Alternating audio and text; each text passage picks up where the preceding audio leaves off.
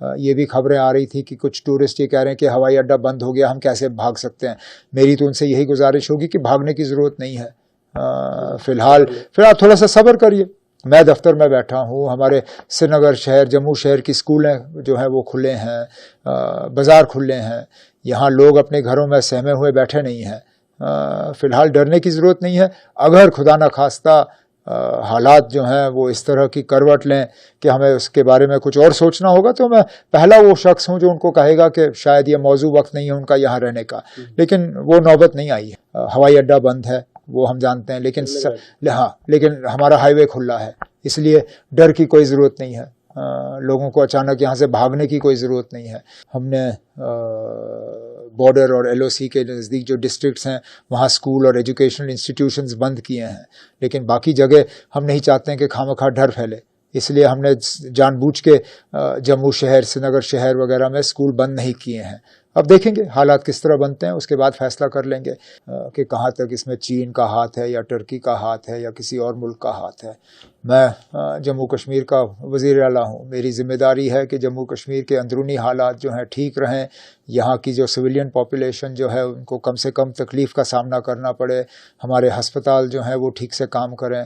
आज एहतियात के तौर पे हमने बॉर्डर और एलओसी के नज़दीक जो डिस्ट्रिक्ट्स हैं वहाँ स्कूल और एजुकेशनल इंस्टीट्यूशंस बंद किए हैं, लेकिन बाकी जगह हम नहीं चाहते हैं कि खामखा डर फैले, इसलिए हमने जानबूझ के जम्मू शहर, श्रीनगर शहर वगैरह में स्कूल बंद नहीं किए हैं। अब देखेंगे हालात किस तरह बनते हैं, उसके बाद फैसला कर लेंगे। हवाई अड्डा बंद है, वो हम जानते हैं, लेकिन हमारा हाईवे खुला है, इसलिए डर की कोई ज़रूरत नहीं है। लोगों को अचानक यहाँ से भागने की कोई ज़रूरत नहीं है। ये भी खबरें आ रही थी कि कुछ टूरिस्ट ये कह रहे हैं कि हवाई अड्डा बंद हो गया, हम कैसे भाग सकते हैं। मेरी तो उनसे यही गुजारिश होगी कि भागने की ज़रूरत नहीं है। फिलहाल थोड़ा सा सब्र करिए। मैं दफ्तर में बैठा हूँ, हमारे श्रीनगर शहर, जम्मू शहर की स्कूलें जो हैं वो खुले हैं, बाज़ार खुले हैं।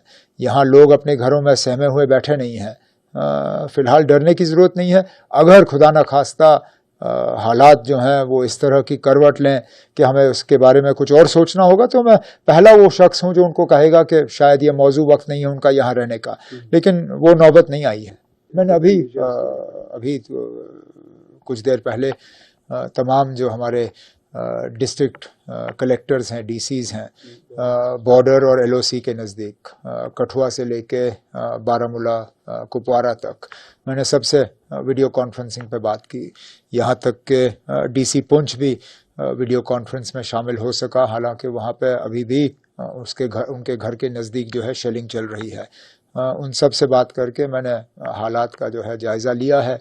कुछ जगहों पे नुकसान की खबरें आ रही हैं, लेकिन उनको हम अभी जो है उन रिपोर्ट्स को जमा कर रहे हैं। फ़िलहाल एक कंटिजेंसी फ़ंड के तौर पे मैंने कुछ पैसे जो हैं डीसीज़ को रिलीज़ किए हैं, तमाम डीसीज़ को, लेकिन बिलखसूस जो एलओसी और बॉर्डर के नज़दीक है उनको थोड़ा ज़्यादा, ताकि कोई भी कंटिजेंसी हो, कोई भी एक्सीजेंसी हो, उसको हम डील कर सकें। हस्पतालों के सप्लाइज़ का मैंने जायज़ा लिया है, और जहाँ जहाँ हमें सिविलियंस को अगर इवैक्यूएट करने की ज़रूरत पड़ेगी या मदद करने की ज़रूरत पड़ेगी, उसके लिए गाड़ियाँ, एम्बुलेंस वगैरह, उन सब चीज़ों का भी इंतज़ाम हुआ है।